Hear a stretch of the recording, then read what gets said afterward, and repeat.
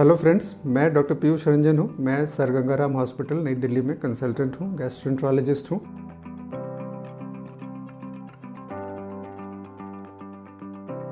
इस वीडियो में मैं आपसे काफ़ी एक जनरल जानकारी शेयर करूँगा कि गैस्ट्रोइंटेस्टिनल सिम्टम्स यानी कि एक गैस्ट्रोएंटरोलॉजिस्ट, हेपेटोलॉजिस्ट से आप किन प्रॉब्लम्स के लिए कंसल्ट कर सकते हैं। देखिए, गैस्ट्रोइंटेस्टिनल सिम्टम्स बेसिकली हमारी फूड पाइप से शुरू होता है, ओरल कैविटी से शुरू होता हुआ फूड पाइप के बाद stomach, small intestine, large intestine और एनस।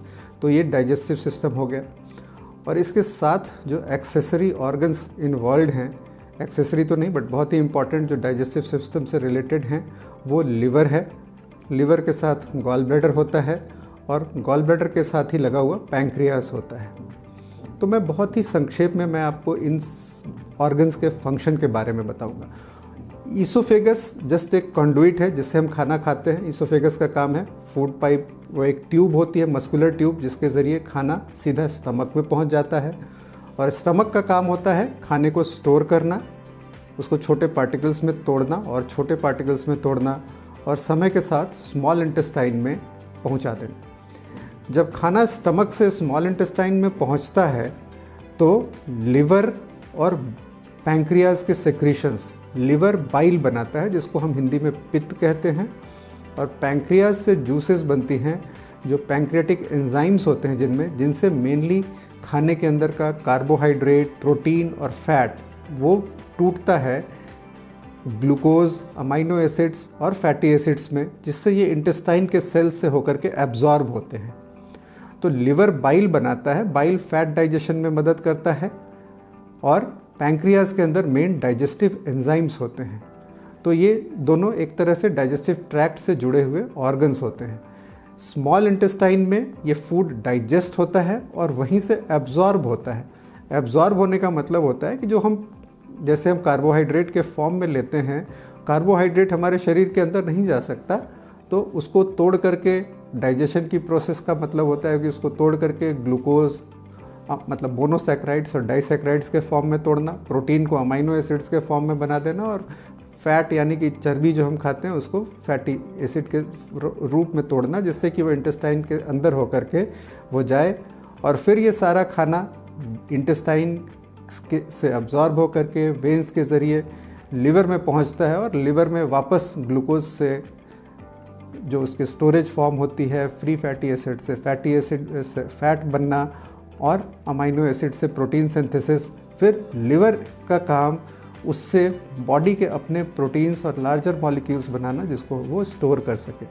उसके बाद स्मॉल इंटेस्टाइन से खाना ग्रेजुअली लार्ज इंटेस्टाइन की तरफ बढ़ता है। स्मॉल इंटेस्टाइन से ग्रेजुअली फ्लूइड एब्जॉर्प्शन होता है और लार्ज इंटेस्टाइन से भी फ्लूइड एब्जॉर्प्शन होता रहता है। लार्ज इंटेस्टाइन का काम फर्दर फ्लूइड एब्जॉर्प्शन और इस फ्लूइड एब्जॉर्प्शन को करते हुए फूड का रेजिड्यू इतना छोटा कर देना ताकि वो स्टूल के फॉर्म में यानी कि लैट्रिन टट्टी की तरह वो फिर एनस का काम एक्सक्रीशन होता है।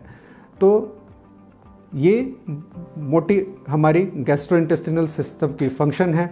इस बीच में गॉल ब्लैडर एक क्लियरली एक्सेसरी ऑर्गन है जो कि लिवर में जो बाइल जूसेस सेक्रीट होते हैं वो आकर के गॉल ब्लैडर में स्टोर हो जाते हैं और जब खाना हम खाते हैं तो उसके स्टिमुलस से ये बाइल इंटेस्टाइन में वापस पहुंच जाता है। जो मैंने आपको पहले बताया कि गॉल ब्लैडर से बाइल और पैंक्रियास से पैंक्रेटिक सेक्रेशंस आकर के डाइजेशन में मदद करते हैं। तो ये एक संक्षेप में हमारे इसकी फंक्शन है गैस्ट्रोइंटेस्टिनल ट्रैक्ट की। तो फूड पाइप से होने वाली बीमारियों में एसिड रिफ्लक्स, गर्ड, फूड पाइप में होने वाला कैंसर किसी भी ऑर्गन में हो सकता है। गर्ड सबसे कॉमन चीज़ है और गर्ड के कारण होने वाली जो सिकुड़न होती है नली में या कैंसर वो एक होता है। स्टमक के अंदर H pylori infection, ulcers, gastric cancer, gastritis ये कॉमन बीमारियां होती हैं। गॉल ब्लैडर की सबसे कॉमन बीमारी गॉल ब्लैडर का स्टोन होता है। पैंक्रियाज में एक्यूट पैंक्रेटाइटिस और क्रॉनिक पैंक्रेटाइटिस ये दोनों चीज़ों में पेन होती है और इसके कारण दूसरी कॉम्प्लिकेशंस भी हो सकती हैं। लिवर के अंदर अलग अलग बीमारियां जिसमें वायरल हेपेटाइटिस शामिल है। क्रॉनिक वायरल हेपेटाइटिस से लिवर का ख़राब होना, लिवर के अंदर जो डैमेज होता है किसी भी कारण से, viral hepatitis, alcohol, fatty liver, उससे लिवर सिरोसिस हो सकता है। और स्मॉल इंटेस्टाइन की बीमारियों में डायरिया, लार्ज इंटेस्टाइन की बीमारियों में भी डायरिया, कॉन्स्टिपेशन और ब्लीडिंग होती है। तो ये जो सारे सिम्टम्स हैं, इससे जो मैंने आपको बताया, इन सब से संबंधित बीमारियों के लिए आप गैस्ट्रोएंटरोलॉजिस्ट को कंसल्ट कर सकते हैं। और इन सब की सिस्टमेटिक काफ़ी अच्छी इन्वेस्टिगेशंस की सुविधाएं उपलब्ध हैं, जिसके ज़रिए आपको जो भी सिम्टम हो रहा हो। कई बार हमारे मन में ये भ्रांतियाँ हो रही होती, कई लोग कहते हैं कि अगर मुझे खाना डाइजेस्ट नहीं हो रहा है तो मेरा लिवर ख़राब है, मुझे लूज़ मोशन हो रहा है तो ये लिवर ख़राब है। शायद ये वीडियो आपको ये समझने में मदद करे कि लूज़ मोशन का लिवर की बीमारियों से कोई ताल्लुक़ नहीं है। और ऐसी मन में कई सारी भ्रांतियाँ होती हैं जो हम घर में सुनते समय ये अपने एक तरह की एक कहानियों के तौर पे सुनते रहते हैं, जो हमारे मन में बस जाती हैं। तो ये जानकारी आपको अपने सिम्टम्स को सही ढंग से पहचानने में मदद करेंगी, ताकि आप जब डॉक्टर को कंसल्ट करें आप उनको बेहतर बता पाएँ और आपका सही इलाज हो सके। यदि ये जानकारी आपको अच्छी लगी हो तो अपने दोस्तों से, रिश्तेदारों से शेयर करें। और किसी भी गैस्ट्रोइंटेस्टिनल, पैंक्रियाटिक, बिलियरी यानी कि गॉल ब्लैडर की डिजीज़ के लिए आप मुझसे संपर्क कर सकते हैं। धन्यवाद।